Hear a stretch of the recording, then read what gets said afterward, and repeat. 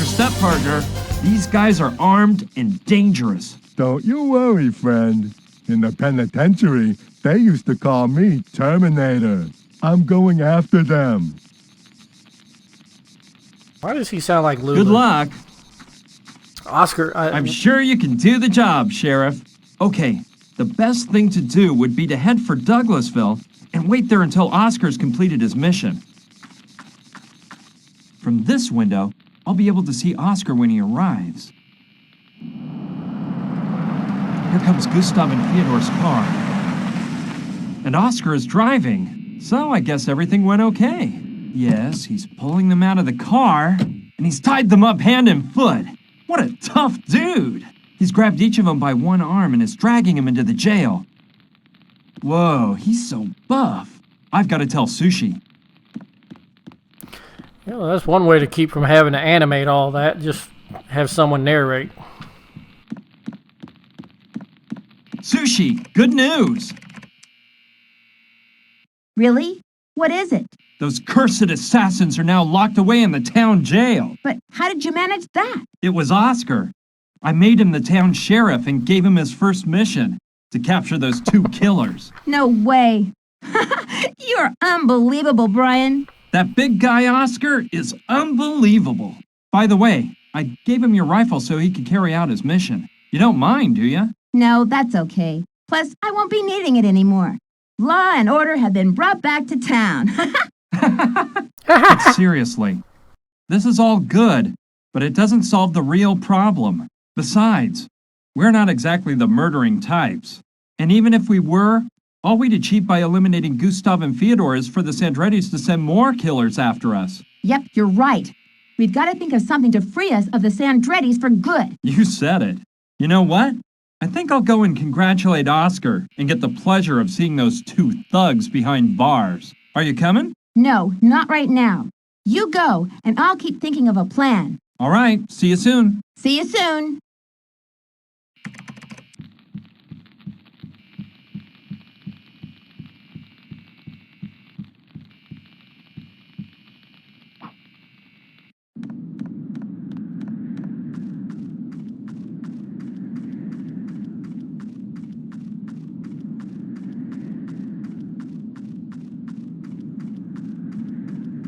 Oscar, good work. You managed to catch those two bad guys. Thanks, but I was just doing my job. Those two bandits thought they could beat me with a little gun and some knives. Yeah, they were really fooling themselves. You locked them up in the cell, right? Yeah, the things they were carrying are in a jail bag on the desk in the office. Perfect, Oscar. You're a real professional. Just doing my work. By the way, Brian, from now on, would you mind calling me Sheriff? Of course not. It would be a pleasure, Sheriff. Hi, guys. Hi, guys. Why are they still locked up? I mean, why are their hands still tied? They're You're locked the up. moron behind all this? Not as much of a moron as you, it seems. This time you've met your match, one would say. Wouldn't you, boys? You mean that orangutan? He caught us off guard. He didn't look dangerous with that silly face. I'd watch my mouth if I were you. If Oscar hears you, I accept no responsibility for his actions. You're some smart-aleck kid, but you're out of your league. Stop playing funny, boy. You're a dead man. Yeah, deader than that corpse there behind you. I don't think you should be threatening anyone at this point. You should be begging. And speaking of that guy back there, take a good look, because that's how you guys are gonna end up.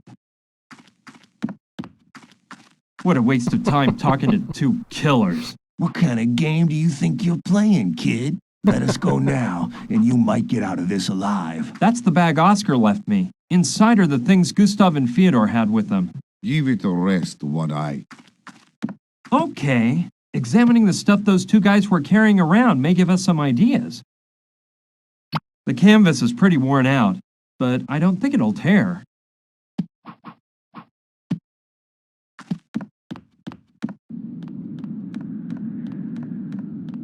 Look at this. Let me take a look. A gun, 3 loaders, a few knives, brass knuckles, a couple of wallets, and a cell phone. run-of-the-mill stuff. Oh.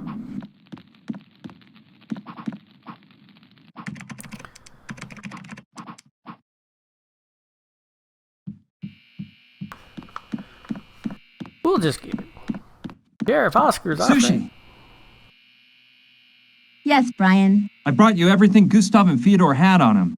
Maybe you can use it to investigate on the internet or something like that. Okay, as soon as I have time, I'll take a look at it. Leave it on the table for me, please. All right, it's all inside a jail bag. Okay. Okay.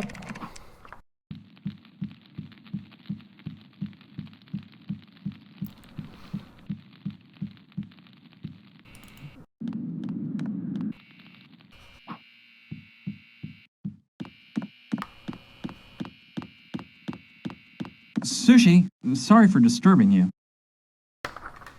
No problem. No problem. So, how did you become a hacker? Well, it's a matter of challenges, you know? I've never done anything to hurt anybody. No viruses or anything like that. But when you get the challenge of breaking into a supposedly invincible system, it's just irresistible. You have to demonstrate that you can do it, that the people who created the infallible system might be good, but that you are even better. You think I should have gone to Berkeley instead of getting mixed up in this? The question is that what you think? I don't think so. You know you couldn't leave this half solved. If you had, you would have spent the rest of your life wondering what would have happened if you'd stuck to it. Have you taken a look at Gustav and Fyodor's things? Yeah, but I bet all their papers are fake. I haven't found any information on their past on the internet. Although, well, there is one thing I discovered. Gustav is a total movie fan. Movies? How do you know? While looking through his wallet, I found a season ticket to the Film Archives of New York. Can you believe it? That animal is a cinema lover. I don't want to imagine what his favorite films are. You know, movies are what I miss most since moving here. In Boston, I used to go 2 or 3 times a week. You like movies? Oh, I do too. I'm a major movie freak. Oh, yeah? So tell me, who is your favorite director? Woody Allen. He's my favorite, too. I know it's hard to pick, since there are so many good ones, but which of his movies do you like best? Manhattan Murder Mystery. I love that one. Do you remember the scene where... Hey, wait a minute. I think I've got an idea to solve all this. Just let me think for a minute here, but it should work. Wait, let me organize everything, and then I'll explain. But can't you tell me about your bright idea? No, I'd rather make sure that we have everything we need first. Come back in an hour, okay? An hour? Seems like it's been an hour to me. Yeah, it's been an hour to me, too. Man, time flies when you're having fun. Well? Let me explain. Remember how in Manhattan Murder Mystery they record the husband's voice in order to pretend that he makes a phone call later on? Yeah, sure I remember. My idea is to do something similar. We'll call the Sandrettis pretending to be one of the thugs. There's a cellular phone in Gustav and Fyodor's things. I've looked through it, and there's a number memorized as bosses, which is undoubtedly the number they call to report to the Sandrettis. We use a more sophisticated system than in the movie.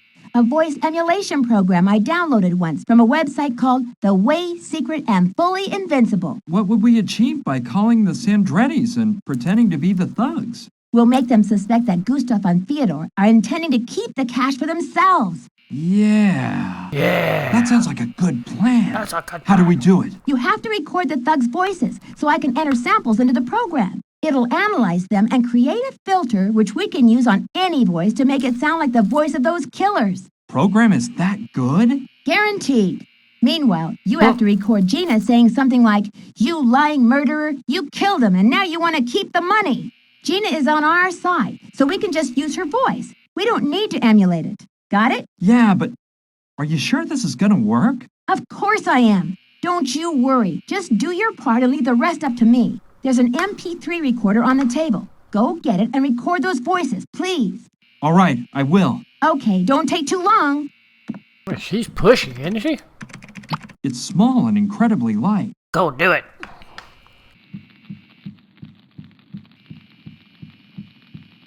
Okay.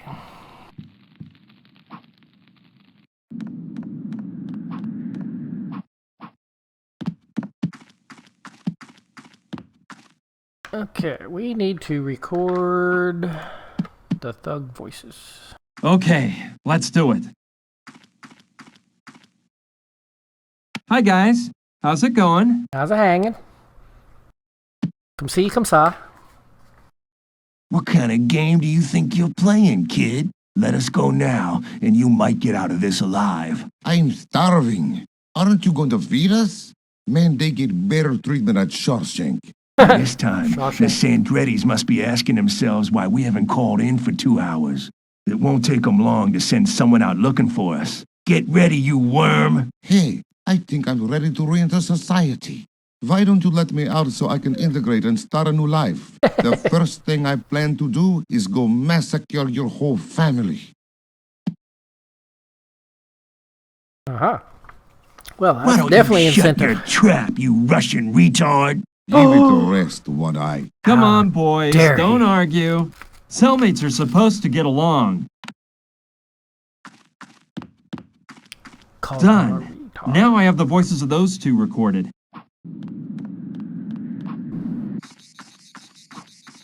Oh no, Oscar's not here to help Mama. Oh, it's a zombie. Hello, Gina. Johnny! Well, that's unexpected. Tricked me, you hussy. Now you're gonna die. Now you know how it feels to be dead. Ah, Brian was Calm Johnny. down. You were asleep. You must have been having a nightmare. Yeah, it was horrible. Johnny was rising from his grave to kill me. There. It's all over now. Yeah, good thing you got here and saved me from Johnny. You don't look so angry with me anymore. Well, let's drop that. Listen, come up with a plan for us to keep the money and get rid of the Sandrettis forever. I need to record you saying, "You awful killer! You killed him and now you want to keep the money for yourselves!" But what for? Explain it to me. There's no time, Gina. Just trust me. Come on, let's rehearse once before recording. Let me remind you of the sentence. "You awful killer! You killed him and now you want to keep the money for yourselves!" You awful lying killer. You killed him and now you want to keep the money for yourselves. That was pretty bad, Gina. When you lied to me, you did a much better job. Come on, try again. You lying killer. You killed him and now you want to keep the money for yourselves. Better, but it still doesn't sound real. Try it once more. You lying killer. You killed him and now you want to keep the money for yourselves. Well, it's no Oscar performance, but it'll do. Wait for me to start recording and say it again. You lying killer. You killed him and now you want to keep the money for yourselves. I like the Okay, first one better. I'm leaving. There's no time to lose. Get ready. I'll come back for you shortly, and we'll go find the money. Aren't you going to tell me your plans? Later, I promise. Right now, I have to leave. All right, but don't take long, please. No, don't worry. See you soon. See you. Ain't I supposed to give her the habit or something? Now it's all recorded. I should take the recorder to Sushi ASAP so she can implement the plan. Okay, so back to sushi. Whoop.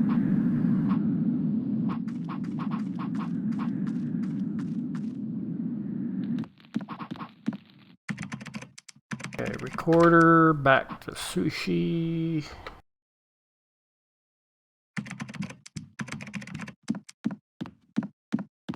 You lying killer.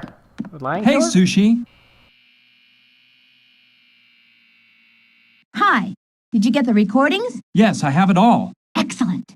Leave the recorder on the desk and give me an hour to organize everything. Another Whatever hour? you say. See you in an hour. Bye. A killer that kills lying down. Seems like it's been an hour to me. Yep, seems like it's been an hour to me. Man, time flies when you're having fun. All set? All set. Look at this. Brian, you're a bag of pond scum.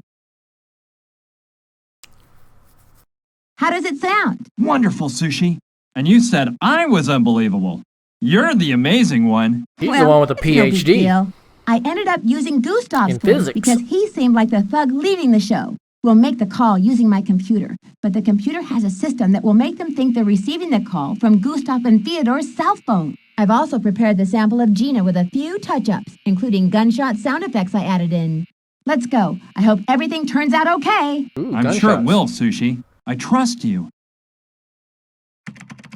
Yeah, he trusted Gina, too.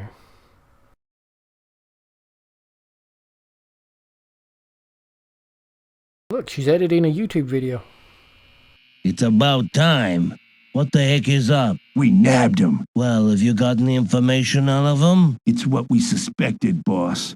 Johnny told that floozy where the money was hidden before we did away with him. I knew it. So, what about the cash? Do you have it back? Bad news, Chief. The money's history. What? What do you mean it's history? Let me explain, boss. When we got here and found that bimbo and her little friend, we decided to follow them without them seeing us. You know, to see if they'd lead us to the cash. And? And it worked, boss. We followed them to an old abandoned mine, and apparently that's where Johnny hid the booty after the heist. We caught him by surprise exiting the mine with 2 huge trunks, but this stupid mule Theodore jumped the gun, as usual, and shot too soon. You useless, incompetent donkeys! Theodore missed, and they ran back into the mine. We chased after him and trapped him at the end of the mine shaft full of boxes. Boxes of dynamite, that is. I screamed at Theodore, "Don't shoot!" But that dimwit of a Russian had already fired a gunload of bullets. The whole place turned into an inferno in 1 second. We ran out and escaped from the mine by an inch. Stupid morons. The whole mine blew to bits with the floozy and that idiot inside. And the money, unfortunately. I'm sorry, boss. The way we left that place, there was no way to get the money out, and... You lying killer. You killed him, and now you want to keep the money for yourself. What was that? Gustav, you filthy rat! That was the girl who was screaming! Gustav! Gustav! You won't steal a cent from me! Perfect. The seed has been sown. Cool. Oh, and thanks for calling me an idiot. I'm sorry, but it has to be credible. It doesn't matter. This came off great. It sure did. Excuse my lack of modesty, but I did a wonderful job here. And you don't even know about the icing on the cake yet. What icing? Listen, and try not to fall to the floor and kiss my feet. I hacked into a Swiss bank and created an account under Gustav and Theodore's names with a balance of $20 million. I printed up a receipt from the account and stuck it into Gustav's wallet. It's hidden well enough that he won't find it before the right time. Tomorrow, I'll instruct Oscar to take the killers out of the jail, blindfold them, and take them far away from here. I'll tell him to abandon them on some remote highway, but to make sure he gives them their stuff back first. Either I'm way off here, or the Sandrettis will soon find them. I wouldn't want to be in their skin when the Sandrettis find the receipt from the Swiss bank. Simply brilliant, Sushi. You never cease to amaze me. The only thing is, I'll have to lend Oscar the thug's car. I thought I'd use it myself to pick up Gina and go straight to the Mojave Bank before having a panic attack, but... Oh, take it. It doesn't matter. Oscar can just take one of my Hummers tomorrow. One of your Hummers? Yeah, I have 3 in the barn, so that's all worked out. Anyway, let me tell you something. I hate goodbyes. I always end up in tears. So I'd rather just stay here by my computer instead of watching you leave, okay? Thanks for everything, Sushi. I'll never forget you. Goodbye, Brian. Please come back someday. And send me some email. My address is sushidouglas@hotmail.com. Of course I'll write to you, Sushi. So long. Farewell. I wonder if that was, at one time, a real email. Sheriff, I've got a mosey. I've got an urgent mission elsewhere. I'm taking the prisoner's car, all right? Sure. The keys are in the ignition. About those 2 guys in there, just follow Sushi Douglas's orders. She's the mayor of Douglasville. I'll do that. See you soon, Oscar. Adios, She's not amigo. She's the mayor and owner.